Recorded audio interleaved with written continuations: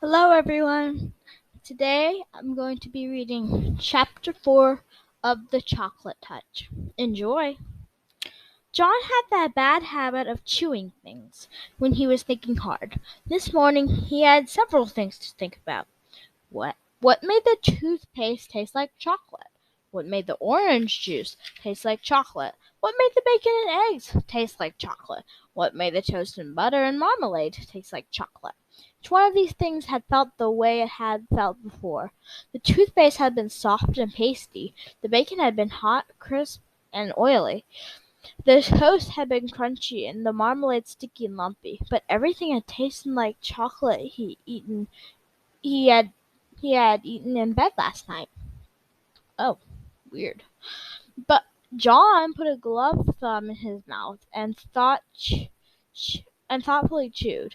His mother had frequently pointed out to him that chewing his gloves made little holes that let in cold air, but he chewed them until just the same when he was thinking hard. This time he noticed something very queer about the thumb of his glove. Instead of tasting leathery, it tasted like chocolate. John pulled his thumb out of his mouth. The part of the glove that had been in his mouth was now brown instead of black like the rest. He bit the end of the leather thumb again. It came right out off in his mouth, leaving his own thumb there. John chewed, and it was like chewing leather made of chocolate. Leather that melt leather that melted like chocolate. In a second or two, he swallowed it. The gloves were not new. John had them for quite a while. He couldn't understand why he'd never thought of eating them before. He tried to tear off one of the fingers, but the leather was too strong for him. He put it in his mouth, and it immediately turned into chocolate. Then he was able to break it off easily. He popped it into his mouth and chewed it up and swallowed it. It was delicious. Walking along, devouring the glove, John did did not notice one of his fellows, Spider Wilson, until he heard his voice. "John's gone crazy! John's gone crazy!" Spider yelled. Then he turned on John. "Don't they feed you where you live?" he sneered.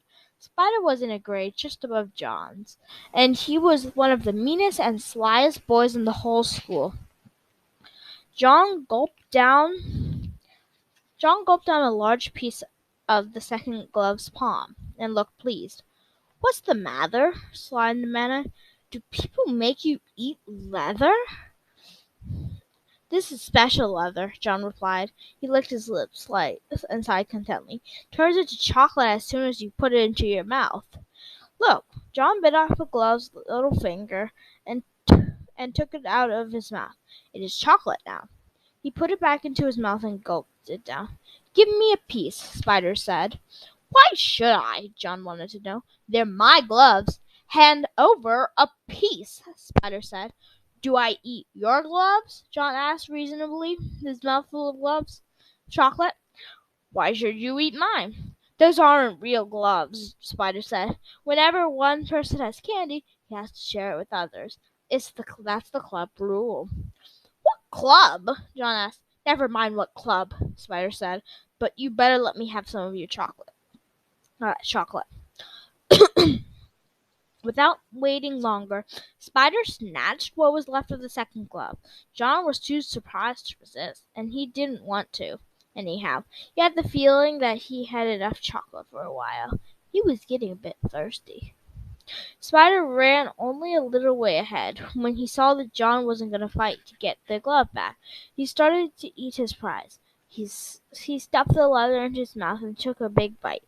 Spider stopped short in his tracks. He found and bit a bit deeper into the leather again. Disgusting! It tasted worse than just leather. It tasted like leather with which a boy had made mud pies and snowballs and patted old dogs. John thought perhaps he might be getting late for school, so he started running. He left Spider Wilson with spitting the soggy remains of the gloves in the gutter.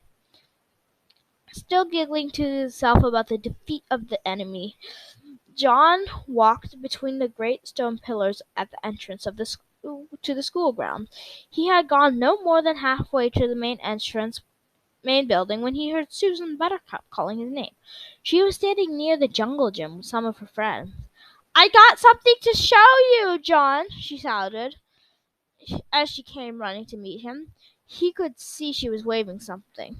Her hand in her hand as it caught the rays of the sun. It was a silver dollar. It's a birthday present," she explained. "Isn't it beautiful?" The sight of such wealth made John forget the triumphs of his own day. It's a good present," he said. "Are you sure it's made of silver, though? I once ate a whole bag of gold coins in a stocking at Christmas. They were only chocolate coins covered with gold paper." "Of course it's real, silly. My daddy said so. You can feel the coin if you don't believe me." She handed him the coin. John looked at it suspiciously. "All right," Susan said. "Bite it if you don't think it's real. Go on, bite it." John felt rather silly. "I can see it's real now," he said. "I don't have to bite it." "But I want you to," Susan insisted. You weren't sure. Well, make sure. That's what they always do on television. When a cowboy wants to make sure a doll is real, he bites it. John put the dollar halfway into his mouth and reluctantly bit it. His teeth went right through the coin. The part that had passed through his lips was hard, but sweet chocolate. Susan could hardly believe her eyes. She had given John a complete circle of silver. He sadly handed it back a crescent. John didn't know what to say. Susan couldn't speak. Tears trickled down her cheeks like rain down a window pane. She looked at the piece of dollar in her hand. She looked up at John, whose face was red with embarrassment. "John Midas," Susan blurted out at last. "I hate you." She turned and ran away before John could think of anything at all to say. Sad story. Sad ending. Hope it gets better. Anyway, that's the end of chapter 4 of The Chocolate Touch. Hope you enjoyed it. Till next time.